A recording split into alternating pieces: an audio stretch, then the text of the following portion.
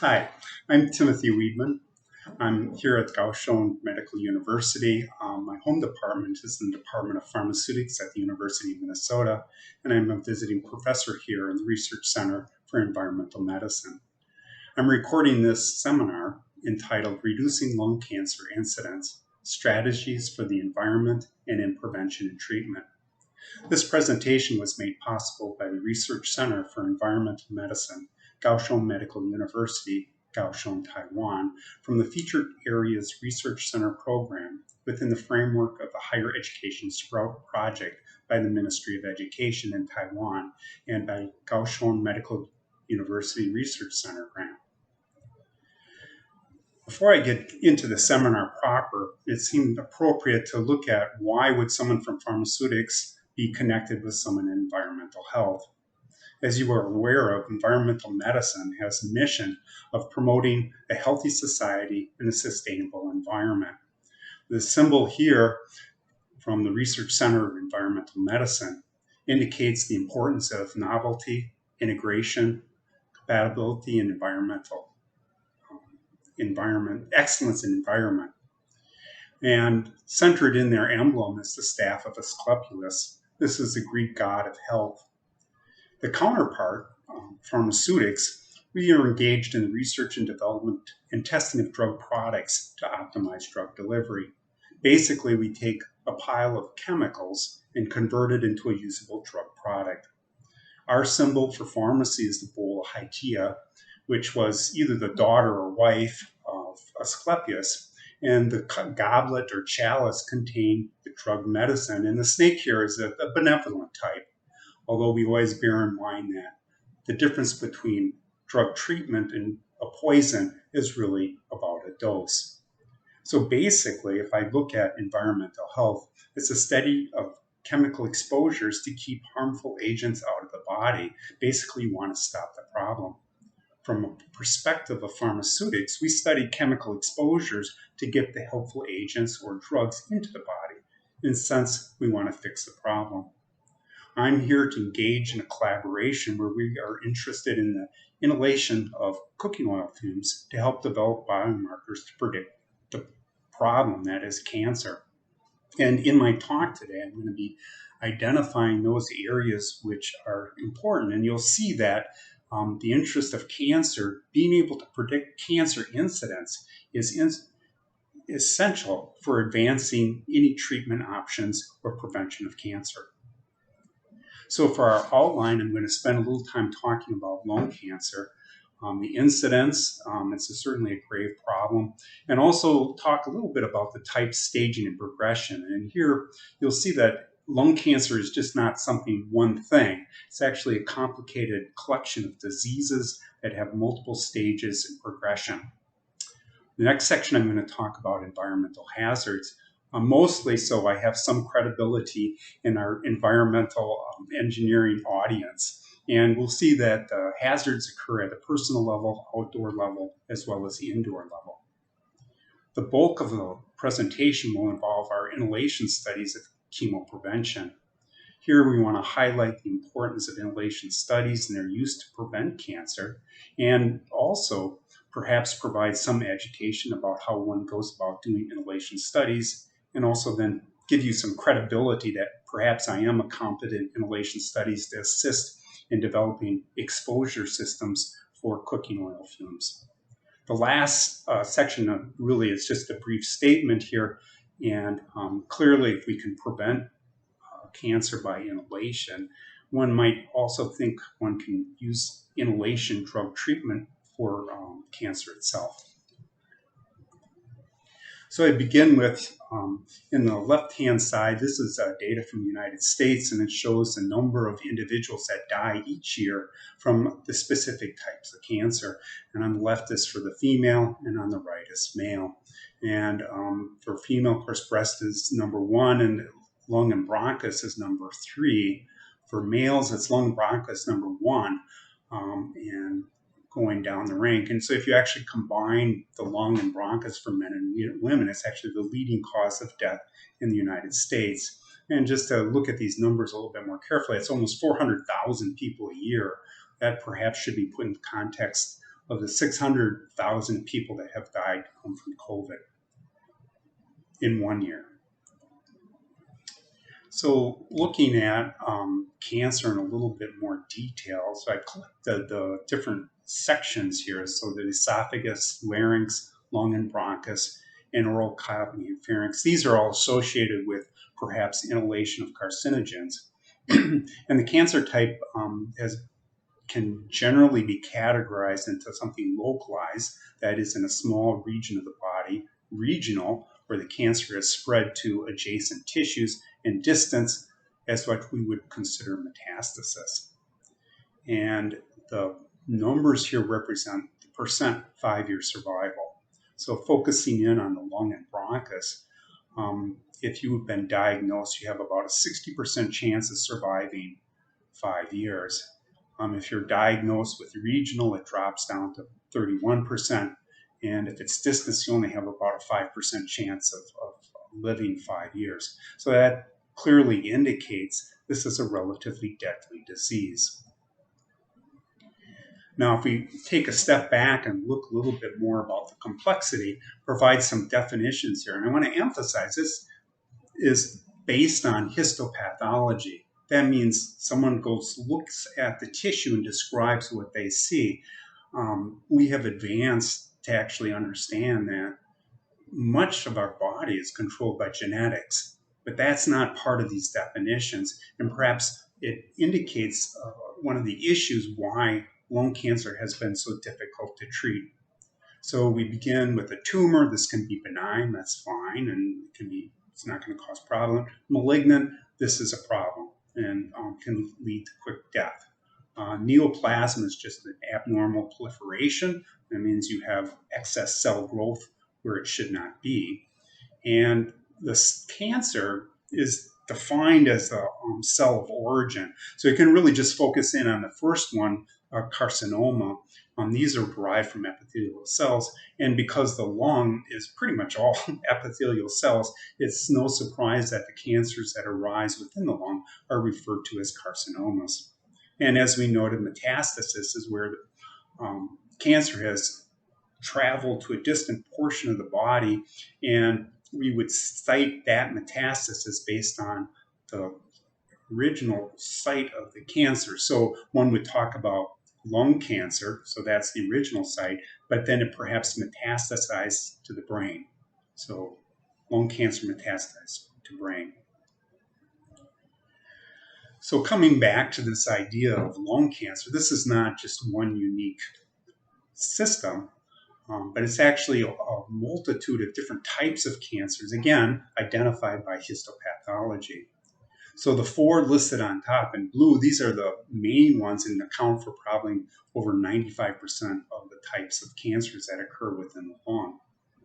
We have the squamous cell carcinoma, and as the name indicates, it originates from the squamous cells that are in the upper regions of the tracheobronchial regions of the lung. The adenocarcinomas occur primarily in the periphery of the lung. And these two are going to be the main focus here, but there's also small cell carcinoma and large cell that represent the major types of lung cancer. But you know, there's actually 8 different types, and one should not necessarily presume that the treatment of each type of cancer should be the same. So in addition to different types of lung cancer, we also have what is referred to as the staging of lung tumors. So the staging really gives an indication of the severity of the disease, and also then is used to predict the prognosis or the outcome. And so we note here the stages go from 1 to 4 with several different subsets. And we note here that the classification referred to earlier is localized, regional, or distant. So if it's a localized tumor, it can be 1A or 1B. And the distinguishing features here is that it is localized to the lung, and T1 and T2 represent different sizes of tumor, with T2 being the larger tumor. At this point, people with lung cancer, only 1/4 of the people are in stage 1 at first diagnosis. Going to stage 2 and 3, this is individuals that have regional, that means the tumor has progressed to surrounding tissues. And so the tumor, the T again indicates size and the number of a larger size. N refers to the lymph nodes. So N1 would mean that one of the surrounding lymph nodes has been infected. The M refers to metastasis, and the 0 means it has not occurred. And so again, if you look here, only about 22% of individuals are diagnosed in regional cancer at first diagnosis. Stage 4, of course, that means any tumor of any size in any lymph node, and it has metastasized. This is referred to as distance, and nearly half the people are already in stage 4 at first diagnosis. So if you couple this back with the 5-year prognosis, what you are able to determine is that most people are already in stage 4 at first diagnosis, and at stage 4, the prognosis is horrible. So in some sense, many people come in to the hospital and are given essentially a death sentence from lung cancer. So diving into a little bit more detail about the types of cancer as a prelude to our chemoprevention studies. So the major types are non-small cell carcinomas, and these are, again, as referred to earlier, as the adenocarcinoma, the peripheral ones, the squamous cell carcinomas, these are in the main airways, and then large cell carcinoma, which is a smaller portion. So 85% are in this, what's referred to as the non-small cell carcinoma. So the small cell, we're not going to talk about that in any more detail, but this actually is a much more severe type of cancer.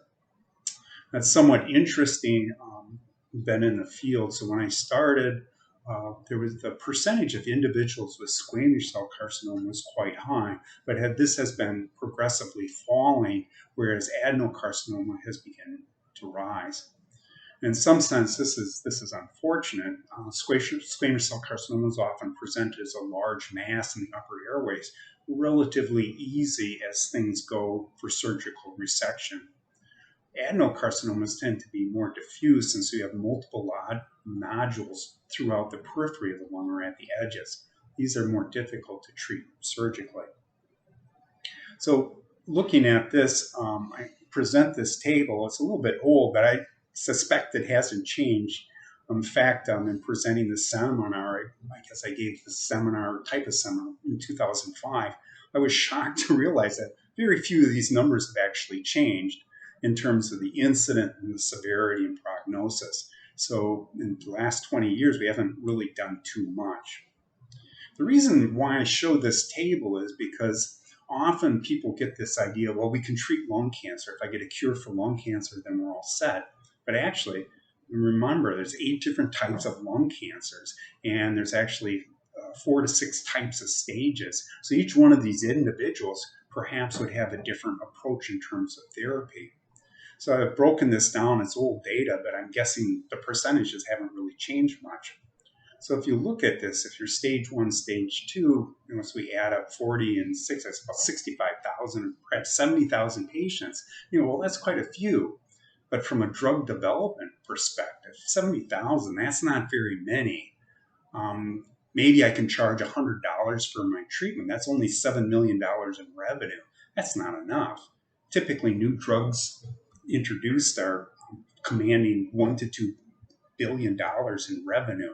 So this type of the complexity and the different stages actually presents a challenge for any therapeutic approach to the disease. So summarizing to date, lung cancer is a common deadly disease. We have more than 8 different types. And again, emphasizing this is a phenotypic description. And what we actually need, I believe, is a better genotypical characterization, because it's also the genes that are actually driving the nature of disease. We see that lung progresses through stages, and the first diagnosis often occurs at an advanced stage. Not mentioned, but most of these patients are quite elderly too. So that really poses a troubling feature if you want to do some type of rigorous treatment. And as noted, selection criteria for clinical study becomes difficult because of the complexity of the disease. So the question posed, is lung cancer preventable? Well, actually this should be. If you go back to about 1850, so maybe about 200 years ago, so lung cancer was unheard of.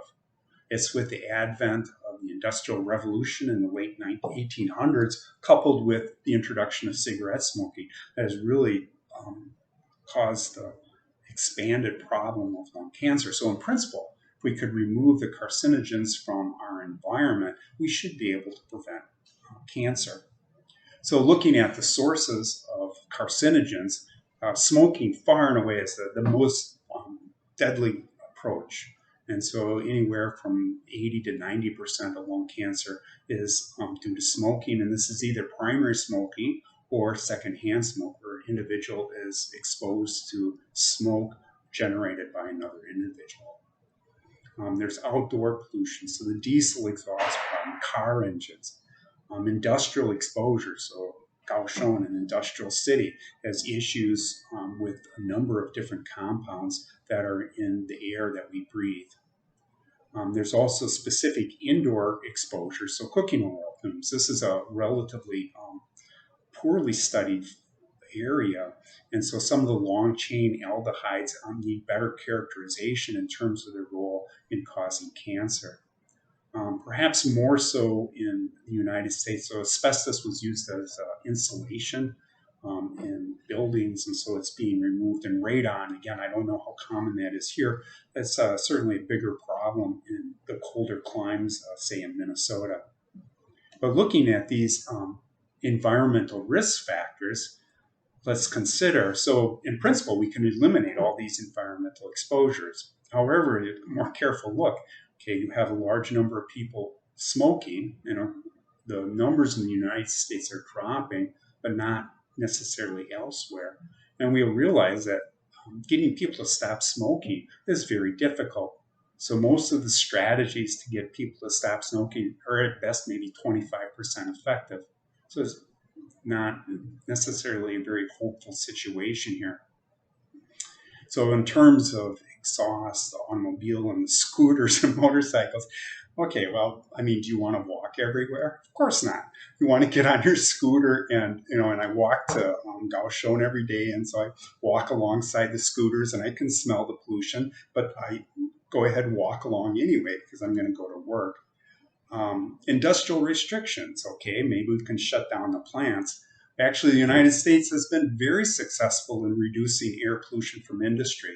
And the way they've been able to do that is you basically get rid of industry. So we don't really have coal burning plants to any great extent. We don't produce steel. And actually, guess where it is? It's all in mainland China and India.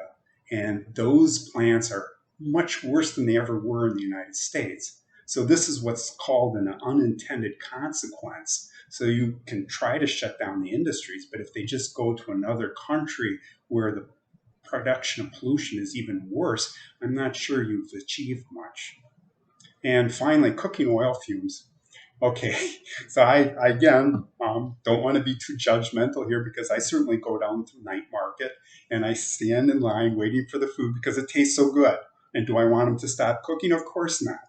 So, okay, my conclusion, in the immediate future, exposure cannot be avoided. And I suppose I could lay the blame at environmental scientists, but I would actually also have to admit my own guilt. So, since we cannot prevent exposure, what's the plan B? So could we prevent lung cancer by some type of therapeutic intervention? This is the area that I've been involved with for many years.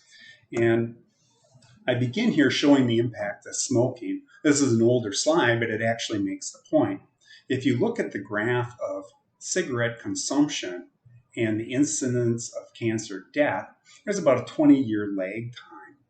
That means between the smoking and the occurrence of lung cancer, takes about 20 years.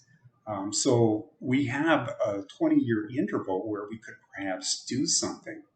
That also indicates that even if we could get everybody to stop smoking today, we were probably going to be, these individuals are going to be at an elevated risk for cancer for perhaps another 20 years. So with this time window, what are the opportunities? And it's probably obvious to everyone is one day you're normal, you're not going to wake up the next day with the cancer. And I know it's not, the wording here is too small to see, and that's not the point. The point here is to look that there's actually a progression. So we start with a normal lung, and we progress to what is referred to as precancer. That means that there has been histological changes within the lung, but they're not at the grade of cancer. And then, of course, you can go into the early stage cancer and finally the late stage. So schematically, we can look at the definitions here.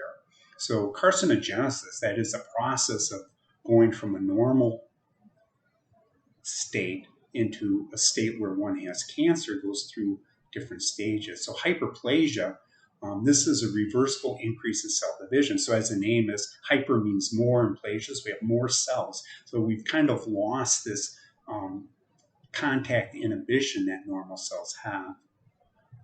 The next stage is where you have dysplasia. That means the cells no longer appear normal. They have histological changes. And so this is earliest form, but it's precancer. So one doesn't have cancer, but one has changes. And then, of course, one goes into carcinoma in situ. And therefore, at this state, of course, you have cancer. And so this then would represent stage 1 of lung cancer.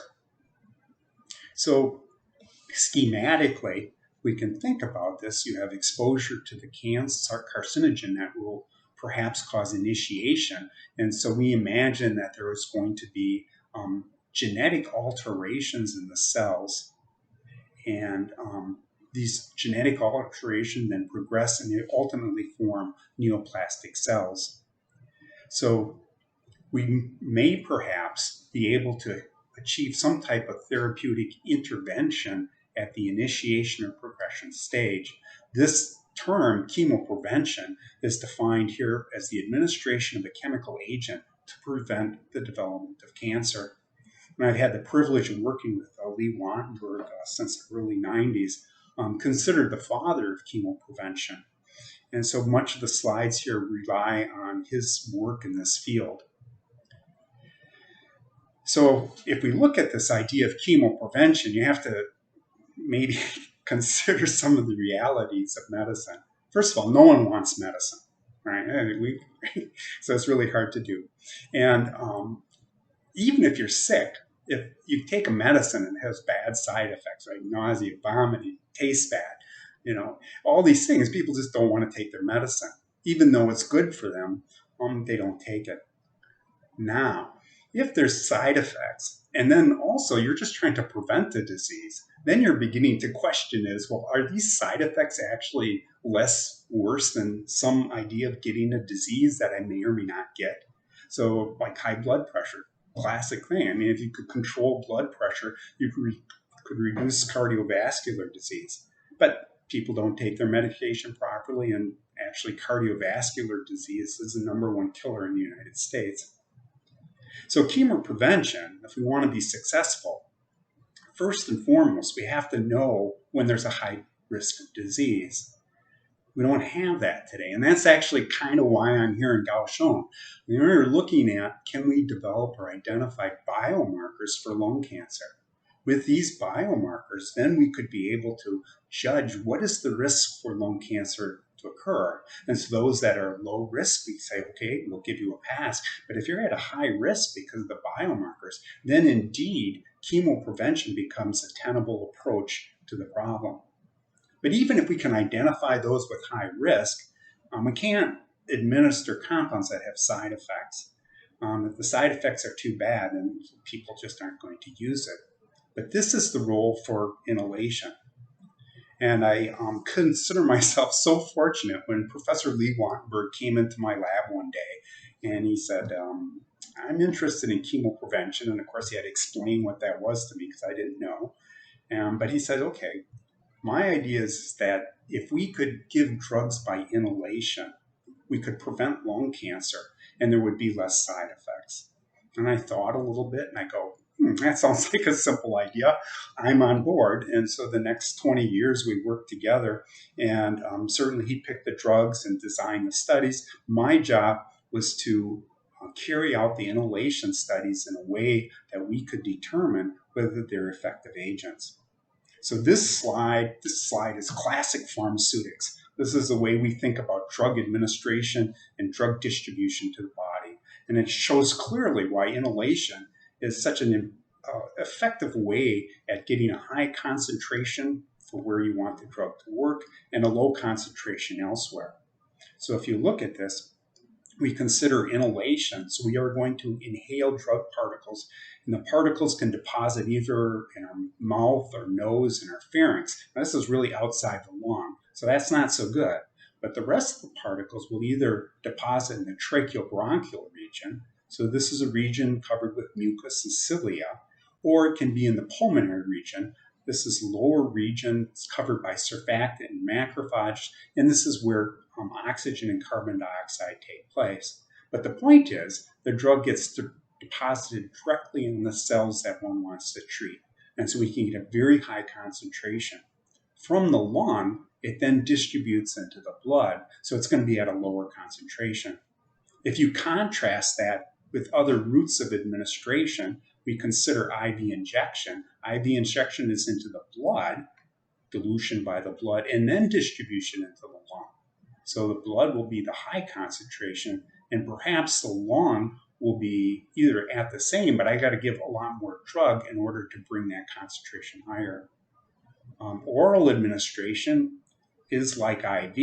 It's going to be to the blood and then the lung, but then I also have another problem where perhaps not all the drug that is ingested is actually absorbed. And so there's an issue of how much drug actually gets from the intestine into the blood. So this is the experimental approach for chemoprevention. And so we note the different stages. There's an initiation stage, promotion stage. And the animal models we use here were either the HA mouse for the adenocarcinoma or the hamster for the squamous cell carcinoma model. And the initial agents, those in the field will recognize these as very potent carcinogens.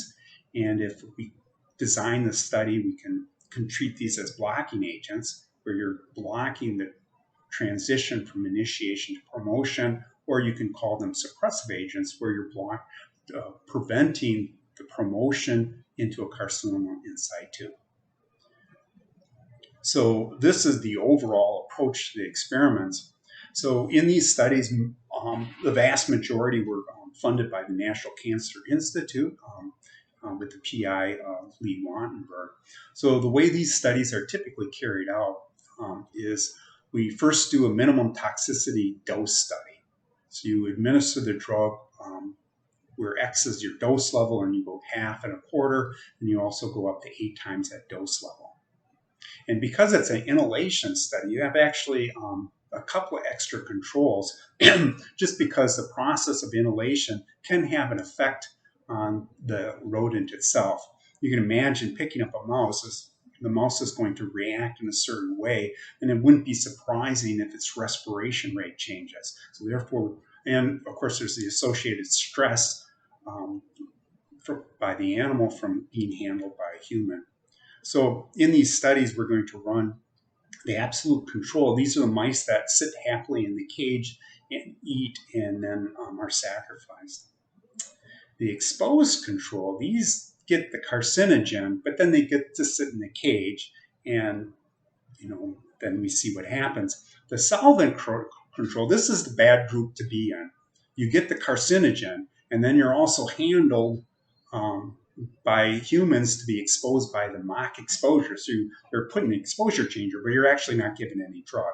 And then we'll run the exposed groups at 0.8 and 0.2 of the level determined for the minimum toxic dose. And typically in these studies, we run about 15 to 30 animals, so you get appropriate statistics. So this is the study. So then my job, I enter and I look at this. Okay, how can I do this? So what really has to happen for appropriate respiratory delivery? Well, first, I had a controlled dose variation over a factor of 32. And as you will see, this also requires controllable, consistent monodispersed particle size distributions. Otherwise, the change in particle size is actually going to change the dose that's administered to the lung. So these are not independent. These are long-term studies. So that means I got to keep this equipment running every single day for 3 months. I can't 2 months in the study find out, oh, something broke. That's not good. That was something took me a while to learn, because most of us, you go and the experiment doesn't work, okay, no problem, we'll come back tomorrow. These, you have to get it to work every single day for 3 months. So that's we talk about the equipment being robust. Minimum exposure time. This was imposed primarily because we were thinking about human delivery. So you think about asthma medication. That's a single inhalation. So this meant that we need a very high concentration. The nose only is, we don't want all the animal fur exposed. This may be appropriate for environmental studies, but for drug studies, you want just all the drug to go into the lungs. Drug that goes elsewhere on the fur that would end up in the stomach, this is not going to help us therapeutic, because this is going to cause side effects. So we need equipment that allows for nose only. We're going to be scanning and looking at a wide range of compounds. So I'd like to use the same equipment for every single compound. And of course, it got to be easy. So the people that are doing the exposures, they're worrying about the mice and their welfare in that aspect. They don't want to be fighting with equipment to get it to work. So this is what it was. And so now let's take a little bit look about how do we actually get drugs into animals. So I start looking at the aerosol deposition for humans. And so if you look at this, what's shown here is a percent deposition as a function of particle size. This is along the log scale, and maybe a little bit difficult to see, but the blue is the alveolar region, so that's the periphery. The gold here is the tracheobronchial region, and then the red is the mouth and throat. So if you look at this, we want to get stuff in the alveolar and the airway. So this is why they typically will say, oh, we want particle sizes something about 1 to 5 microns. Now, those familiar with environmental exposures will go, well, this doesn't seem quite right. And that's true. The reason why these studies appear as such is because we can actually control how a human inhales the drug. That means we will advise them, exhale completely, take a slow, steady breath, hold it for as long as possible, and then exhale slowly. That's different than environmental situations where we have just tidal breathing. So, and that tidal breathing is more characteristic of what we'll see with rodents. So if you look at the rodents, they will undergo tidal breathing. You see that actually above 1 micron, almost everything ends up in the nose, and you have to get much smaller particle size in order to get appreciable amount in the tracheopulmonary region. This is also true for the rat, which is similar to the hamster. This dark line, which you say seems promising, but if you could actually see this, you actually see that this is in the nose, so this is not in the lung. So again, we need fairly small particle sizes. Now, one of the subtleties about inhalation is that you can see, well, okay, if I go, say, from a 1 micron particle down to a 0.1 particle, I say, well, that's pretty good. I can maybe increase it from 1 or 2% up to 10%. It gives me a factor of 5. However, you forget a 1 micron particle has certain mass. If I reduce the particle size to 0.1 micron, I've reduced the mass by a factor of 1,000, right? Mass goes by the cube root of diameter. So even though I can increase the deposition by a factor of 5, I've lost a factor of 1,000 because of the mass. And I also am limited in the concentration of our aerosols that I can produce. So if I put too many particles in the air, the particles collide, they stick to each other, and I no longer have a small particle. I got something that's not quite twice as big, but there's 2 particles now instead of 1. So these are the things that we have to be aware of when we do inhalation studies. Now, if we look at the devices that are used for humans, these are all geared to generate something on the order of 1 to 5 microns. Exception here is vapors or the vaping, right? This is much smaller and maybe more consistent with what you would see with cigarette smokes. but these are all much too large for use in rodents. So when we developed our system, we, over the years, we looked at a way that we could generate aerosols from a solution. And so the advantage here is that if I can create a drug solution, then I can always create an aerosol. And this is done with ultrasonic nebulization. And it turns out with ultrasonic atomization, I have a wide range of solvents that I can use. So water, ethanol, ethyl acetate, these are all reasonable solvents. And so you can imagine that with that range of polarity, I can dissolve a wide range of compounds. So I generate large droplets, and each droplet is going to have the same concentration of drug as what was found in the solution. And if I have a device to remove the solvent, then what will exit are small particles of pure drug. This is perfect. And so the way we go about removing solvent is reflux drying. I won't go into the theory of this, but we can also use other types of annular ring drying column systems. So the bottom line is I can generate a fairly concentrated aerosol. The particle size is actually really dependent on frequency of the atomizer. That is the biggest factor. But you also realize that concentration is also going to have an effect on the final particle size. So this was actually the first study that we carried out. And this was to look at the chemoprevention with induced by benzpyrene, and the drug of interest here was budesonide. And so we were given benzpyrene to induce cancer, and 6 days a week for 16 weeks, and then do an autopsy. We measure particle sizes about 0.83 microns, and the associated geometric standard deviation there.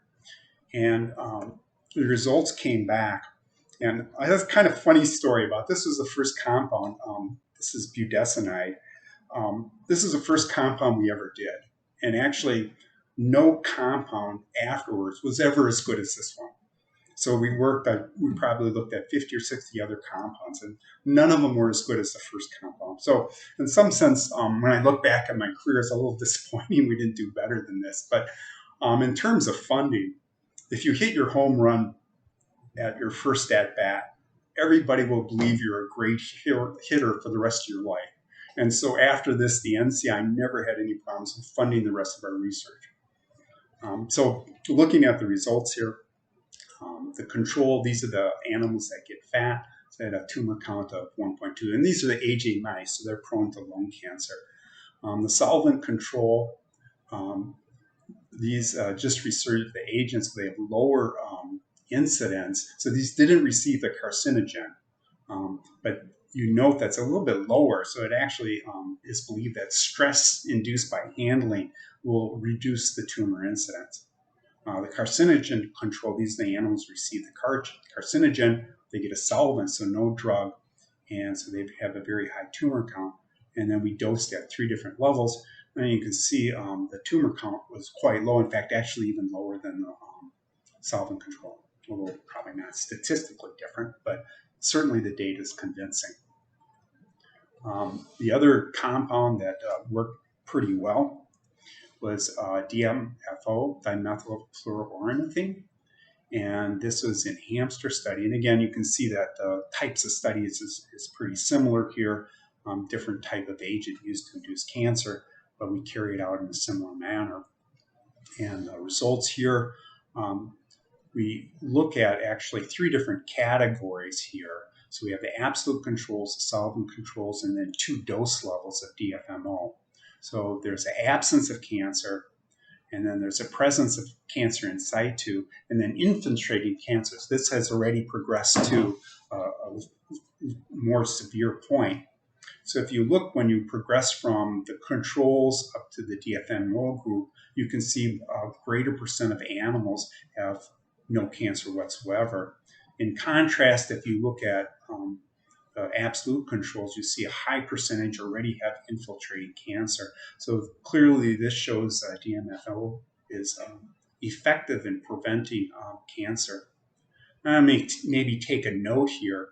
So dose, 23 mg per kilo, that's probably should strike you as being pretty large. But this is really fictitious. This is what we calculate based on what's produced. So this is, I can measure the output of the device, and I know my air flow rate, so I know the concentration of aerosol. And then I assume that the hamster was breathing at a particular rate, and so therefore this 23 mg per kilo. So in this number, I've assumed that all the particles have deposited in the lung, which is ridiculous, because we know that actually maybe only 1% of the particles have been deposited in the lung. So the actual dose is probably on the order of 0.2 mg per kilo. So the way we go about doing these studies is we look to see if there's an effect, and if there's an effect, then we can look in more detail about drug levels. So in this study, we show pharmacokinetic profiles where we show the concentration of DFMO in micrograms per mil as a function of time. And this was given by oral gavage. That means it's an oral administration. And you can see that over the course of about 3 hours, the drug is absorbed and then it's eliminated. And correspondingly, we see the concentration in the lung as being much lower, but it pretty much parallels the serum. So we would interpret this as the distribution between the blood and the lungs is relatively rapid, but there's favorable distribution to the serum. So it's on the order of perhaps a factor of 10 here, where the concentration of the serum is about 10 times higher than in the lung. So we do get stuff in the lung. If we contrast that to an experiment where we look at the inhalation administration, and I focus here on the squares and the triangles, these represent the lung and the tracheoesophagus. We see that immediately you get very high levels, and these fall off over the course of about 2 hours. For the serum levels, they're much lower and stay about constant, indicating that we get drug into the lungs and it slowly distributes into the tissues. So one way of measuring this is we look at the area under the curve. That means if we plot and do our calculus, right, we can determine the exposure. So this is going to be in units of micromolar hour. That is the area under the curve. So with gavage or oral therapy, we get about 10, and the serum is about 6 times higher. In contrast, with inhalation, the area under the curve for the lung is twice as high as what the serum. So overall, say a factor of 6 and a factor of 2, that means the inhalation gives us about 12 times better in terms of the exposure to the lung. So what this means is we're going to have a much higher concentration in the lung where the drug needs to work, and a lower concentration in the serum is what's going to drive the side effects. So clearly inhalation is an effective way to improve efficacy and reduce side effects. So assessment. Okay, aerosol delivery offers a means of localizing drug to increase efficacy and reducing toxicity. The animal model's been developed so we can find out which agents are effective. Budesonide, DFMO are the two. Of course, I picked the ones that work the best. There's others that work as well. And of course, there was a lot of compounds that didn't work so much at all. But we do have agents that would be effective. And budesonide is actually already used for asthma, and DFMO has been looked at for treating certain diseases too. So both have been used in humans. The big problem is who should get the drug. So we solved the problem with side effects, but we've got this issue about who should get preventive agents. So the reality is if you chain smoke your whole life, you only got about 10% chance of getting lung cancer. So what we really need to do is identify those individuals at high risk. We need biomarkers. That is why I'm here at KMU, is because I think the people here are going to be able to find the biomarkers. And if we can measure biomarkers in individuals, we'll be able to determine who's at risk for getting cancer. And all of a sudden, this whole idea of chemoprevention becomes tenable again. So before closing here, I just want to mention that this is probably another disappointment in my life. So lung cancer and everything I said about high efficacy, low side effects, you think, well, man, why didn't they do inhalation therapy for lung cancer? Well, okay, I already alluded it. Part of it's a patient population. And part of it, too, though, is, of course, the cancer is already metastasized. There's no reason to treat the lung because you already have cancer elsewhere in the body. But a lot of it is just, and I talked to the individual that was in a company that would have been in a position to actually do something like this. And he says, okay, show me that this actually works in a human, and I'll go ahead and develop it for you. But that's kind of, I guess, what we would say in English is a cart and a horse. They want the cart before the horse, and of course that never works. So this has yet to be realized, and so I leave this hoping that maybe enough people will hear and they could follow up on this. So in closing, I want to acknowledge certainly Kaohsiung Medical University. Ming Wu really is the driver here. He arranged for my visit. Incredible leader, and I'm just really happy to be here. Yu Ming, there's someone that runs around, make sure there's hardly any problems, and then when there's a problem, they come and fix it. That's Yu Ming. Alice Lin and Wei Cheng Chen in the international office, very, very important people. So Alice sent some email to the consulate in Chicago, and after they got the email, then I had no problem getting my visa. In fact, they almost were begging me to get the visa. So, and Wei Chung is actually here in the office. He paid attention. He also helped set up a lot of the audio-visual that made this seminar possible. For the research itself, certainly Wattenberg and very, very important. And I strive to be a professor as he was. And it's just truly a remarkable man, and I owe a great debt for my career development to him. Dick Gustafson did a lot of the histopathology, so he looked at tons of slides. Art Galbraith, he was a technician in the lab, and he taught me how to develop inhalation equipment that will last for 3 months. And Donna Hartle, still there, and does a lot of the animal studies. I need to mention Rob Tereski. He's actually collaborating with Ming Wu and part of this whole cooking oil fume project. So he's important in helping me. It actually introduced me to Ming Wu, so key player here. For the actual data, Joel Moore is a graduate student. I wouldn't have gone into inhalation had he not asked if he could do a project on it. Steve Lamb did a lot of the engineering on the solvent removal and column driving. Wei Liang and Xiaoming Liao did the biochemical and pharmacokinetic analysis. These are the latter two postdocs. Marshall Anderson, Ming Yu, and Steve Lamb, these were, along with Lee Wattenberg and myself, were part of a program project grant. So a lot of the data was garnered here with these individuals. And again, I'd like to thank the Taiwan Ministry of Education and Kaohsiung Research Center here for supporting my efforts, and NCI and NIH for the funding. So thank you very much for your attention.